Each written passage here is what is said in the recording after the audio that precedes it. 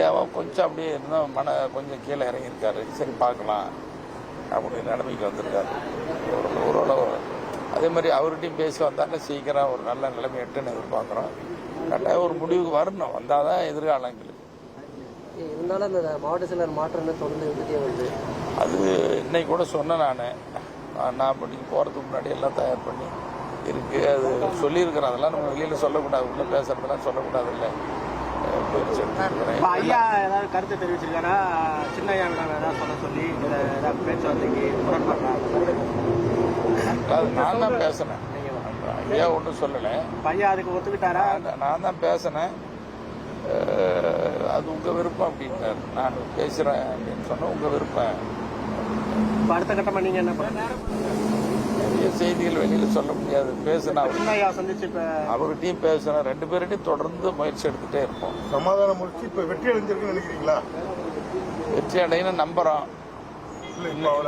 இல்லை இன்னைக்கு இருக்கிற சூழல் நீடிக்கக்கூடாது. இன்னைக்கு இருக்கிற ரொம்ப வேதனையாகவும் ரொம்ப ஆழமான வருத்தமாக இருக்குது, கஷ்டமாக இருக்குது. இது இனியும் நீடிக்கக்கூடாது அப்படிங்கிற அந்த வேதனையில் தான் வருத்தத்தில் தான் நாங்களும் சொல்லிட்டு இருக்கோம். எங்களுக்கு இருக்கிற மன கஷ்டம் உங்களுக்கு புரியாதில்லை. உங்களுக்கு நீங்களும் மனநிலை இருக்குதான். ஒரு அரசியல் கட்சி, ஒரு தனித்தன்மையோட பலமான கட்சி இப்படி போகிறதுனா எல்லாத்துக்கும் எவ்வளோ கஷ்டமாக இருக்கு. எங்கள் தொண்டர்கள் கீழாயிட்டு நான் மட்டும் வேதனை பண்ணேன்.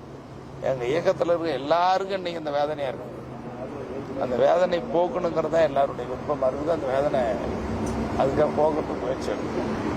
சார் கூட்டம் அருள்மொழி சொல்லுகிறாரு, முழு அதிகாரமும் டாக்டர் ராமதாஸ் எல்லாம் இருக்குது அப்படின்ற மாதிரி சொல்லுகிறாரு சார். கட்சி பைலா பிரகாரம் முழு அதிகாரமும் அவங்க தான் இருக்கிறாரு. இப்போ கட்சி அதிகாரம் பிரச்சனை இதெல்லாம் இப்போ பேச வேண்டிய நேரமே இல்லை. பேசவும் நான் அதை விரும்பலை. நான் முதல்ல 2 பேரும் சந்திச்சு சமாதானம் 2 பேரும் உட்கார்ந்து பேசினாவே எல்லா பிரச்சனையும் முடிக்கும். 2 பேரும் சந்திக்கணும் பேசுறான் தான் அதுக்குண்டான முயற்சி தான். மற்றதெல்லாம் அப்புறம்.